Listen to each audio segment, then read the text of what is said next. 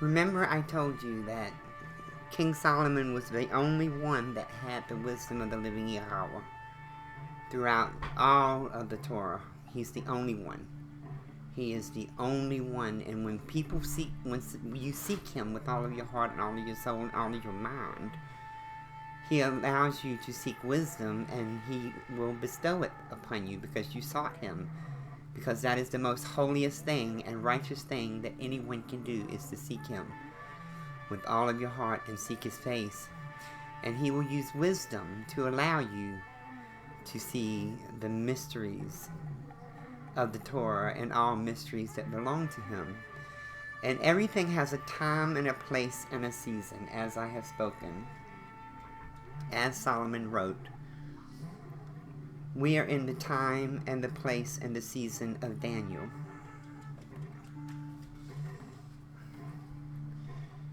Consider Abraham. When the three came to him and he saw them, he made a feast for them, okay? And asked Sarah to help make the feast and help get everything ready so that they could feast together. Because those three were being sent to Sodom and Gomorrah. This is important. 3 were sent to Abraham, and 3 are getting ready to be sent to Abraham, the seed of Abraham, the spiritual seed of Abraham.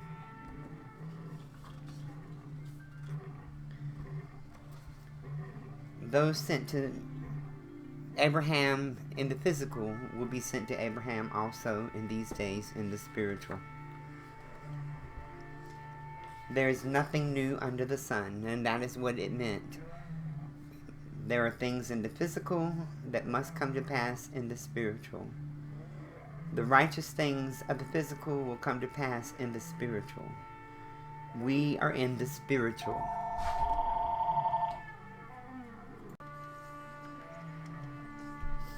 And because we are in the spiritual things, I must show you the spiritual Sodom and Gomorrah.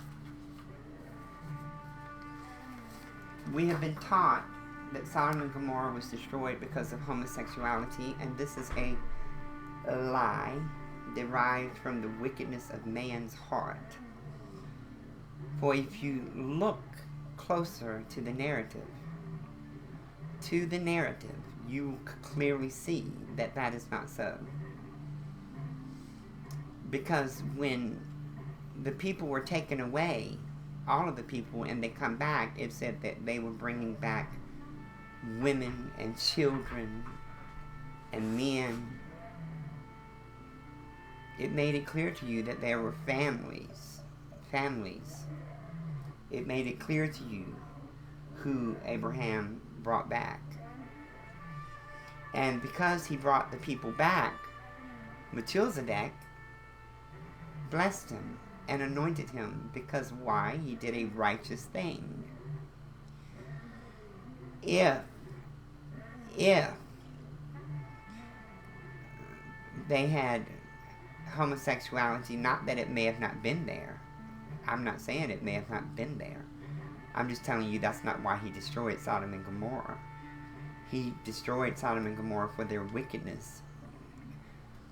So Abraham brought them back. Melchizedek, who was the high priest of Salem, anointed him because he did a righteous and holy thing. This was a warning to the people of Sodom and Gomorrah to change their evil and wicked ways. And it had nothing to do with homosexuality. It had to do with the evil that they possessed. And this is the evil they possessed.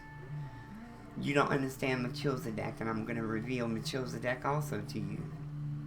Why he anointed Abraham.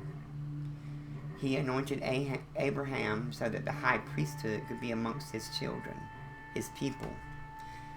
Because he did a righteous thing, going and getting the people and bringing them back. You don't understand that Torah did not begin with Moshe. It began with Melchizedek. Melchizedek had the Torah. And it was sent down through generations so that Moshe could pick it up and see it and read it. And then he gave you the written Torah. But he is not the first one that possessed it. It was Melchizedek that possessed it first. And I will leave it there for right now. I need to leave it right there. So Melchizedek anointed him so that priests could be brought up amongst his children. Esau, Isaac, Esau, Jacob, all of his children that were the children of the promise. So when you look closer to the scriptures, it says that they wanted to know them. Now, because man had read that when it said that he knew his wife, they immediately assumed it meant sexual, because man's hearts are wicked and evil above all things. But that is not what it meant. It meant they wanted to know them and get to know them and question them. And the next line of scripture says it all, so they could judge them. We are in the spiritual Sodom and Gomorrah, where everyone perceives that they are worthy to judge everyone that comes before them.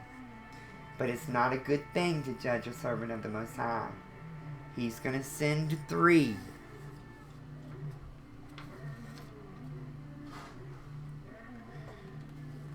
To the spiritual seed of Abraham.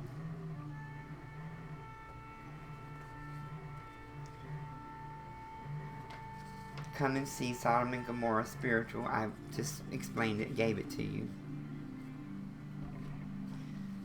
Melchizedek was the high priest. He possessed the Torah. He anointed Abraham so that high priest could be brought forth, and Torah could be brought forth to his seed, the physical and the spiritual.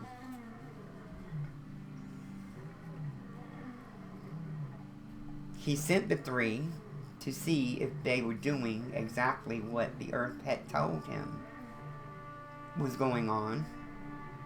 And he was talking about, if you pay attention to Father, what he said to Cain, that the blood of his brother was calling out to him. Well, the blood of those that they were sacrificing to the strange gods, they were mixing up with the Yahweh of Melchizedek, and then judging others based on it, and sacrificing blood. He put his wrath on Sodom and Gomorrah, and that is exactly the spiritual Sodom and Gomorrah. His wrath is kindled against you.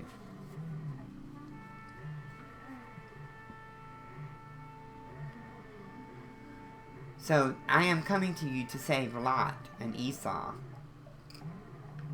but I have to show you the children of Lot. Because Abraham, when Father sent the 3, he sent the 2, and Abraham followed the other one because he possessed the angel of the presence of the Most High. He said, if there are this many righteous, will you not destroy it? If there are that many righteous, that... Okay, so, because Abraham was righteous before Father, Father saved Lot. Okay? I'm going to show you the children of Lot. And I am doing this so that the children of Lot can be saved. The children of Lot were the Medes and the Persians. And let me explain this to you. when Father brought the children of Jacob the 40 years, he brought them around the land that Yahweh promised to Abraham. And he showed the children, he said, don't take anything from these lands because they are not yours. They are not given to you. And he explained to them, and if you had have done what the angels told Muhammad, read the Torah, you would know these things already. But you didn't obey your master, whom you claim is your master Muhammad. The angels told him to instruct the people to read the Torah. So when he brought the children of Jacob through these lands, he told them that these lands belong to Esau, and these lands belong to Lot. You're not to want of them, you're not to take from them, you're not to pick up even a rock, a stone. They don't belong to you. I'm taking you to your land that I am going to give you to possess. I have already sent them to possess their land, and they possess it. Now I am bringing you to possess your land. And that's why he said that to them. Turkey and Iran and all the nations amongst you that are under your rule. You are who I am speaking to today.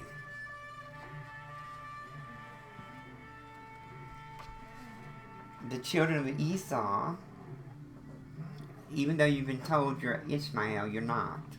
I will show you Ishmael in its time. You are the children of Esau. Okay?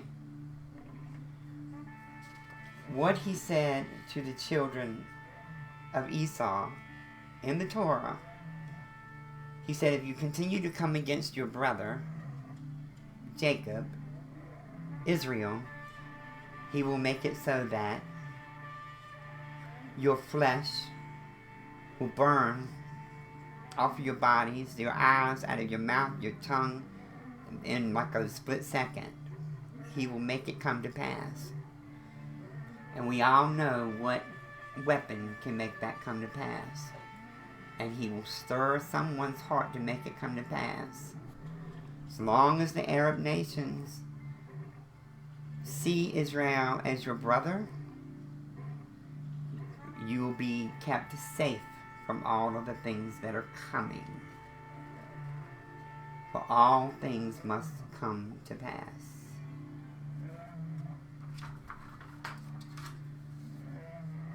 The children of Jacob are your brethren. The children of Lot are not. The children of Lot were not Abraham's children. He was Abraham's uncle. And because Abraham was righteous before Father, he made sure that Lot was protected from the things that Sodom and Gomorrah were going to have happened to them. And this is why I'm warning you, Iran, Turkey, and all the nations with you. I'm warning you now. I'm getting ready to show you. I am warning you and letting you know the land of Israel he gave to Jacob. The land that he gave to the Arab nations do not belong to you. They are not yours to possess. And as long as you are trying to possess the land that does not belong to you, you are being wicked before the throne of the living Yahweh.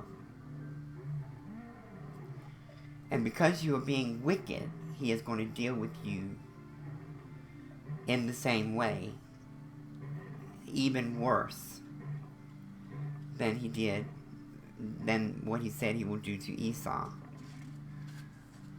For if Esau hears me on the day, the very day, the living Yahweh will bless you and anoint you.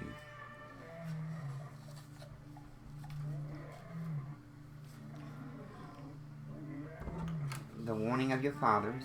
Okay, I've already spoke to Esau.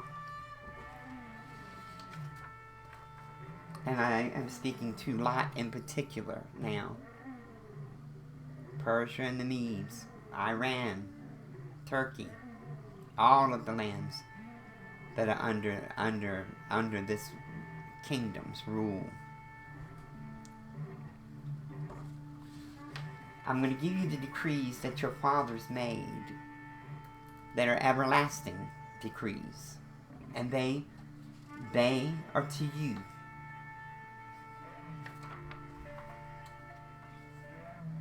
It is Daniel 3. This is to Babylon, spoken by Nebuchadnezzar.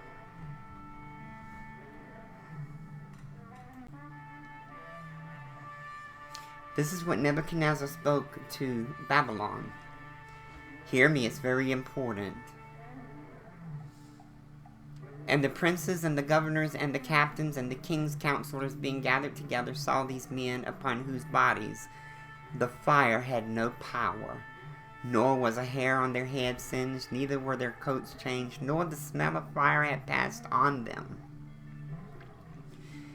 Then Nebuchadnezzar spoke and said, Blessed be the Yahweh of Shadrach, Meshach, and Abednego, who have sent his angel and delivered his servants that trusted him, and have changed the king's word, that's important, have changed the king's word, and yielded their bodies, that they might not serve nor worship any God except their own, whose name is Yahweh. Therefore I make a decree that every people, nation, language, which speak anything amiss against the Yahweh of Shadrach, Meshach, and Abednego, shall be cut in pieces, and their houses shall be made a dunghill, because there is no other Yahweh that can deliver after this sort.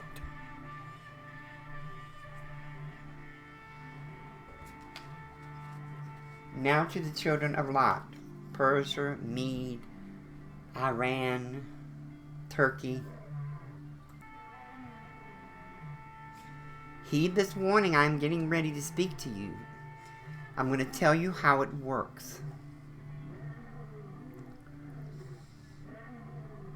If a king speaks a decree, and Father has raised them up, as we know he did, and has allowed them to possess the kingdom, then a decree that they make, the living Yahweh will honor it. A servant of his that decrees a thing, he honors it. And when it is spoken in the ears of the people by a servant of the Most High, the living Yahweh, who is holy and righteous, and there is no other but he, will make it so on that day.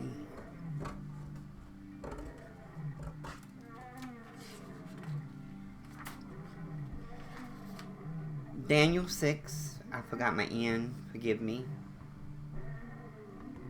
21 through 27, I am going to read this to you. Once he was brought out of the lion's den, Darius, King Darius, Daniel said to him, O king, live forever. He spoke that, meaning his decree is going to live forever that he's getting ready to speak.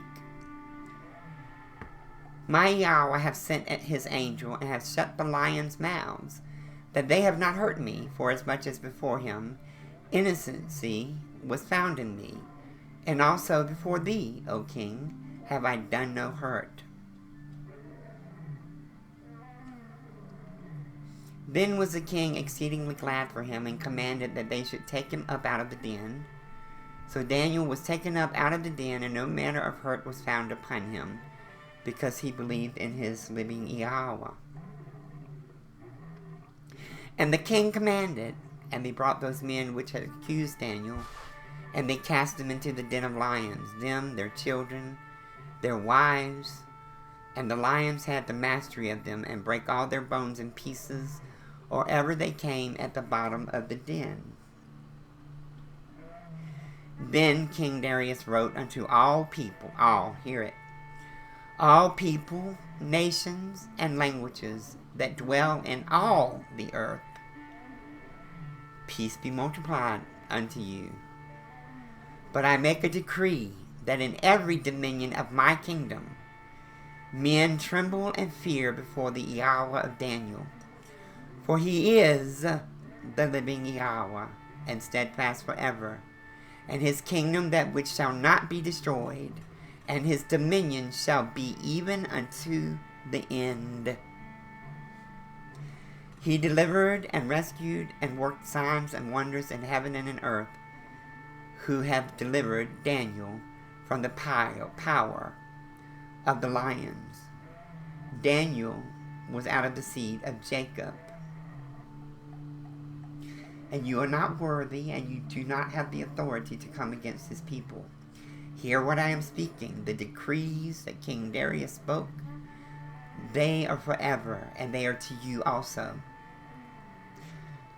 And as a sign to you that these decrees that they spoke, and you know what I'm talking about, there are 2 swords that were made at the gate of some city, showing that the swords are put back in the sheaths. These swords will break to pieces and fall apart into little pieces, letting you know that the living Yahweh has pulled out his sword from his sheath,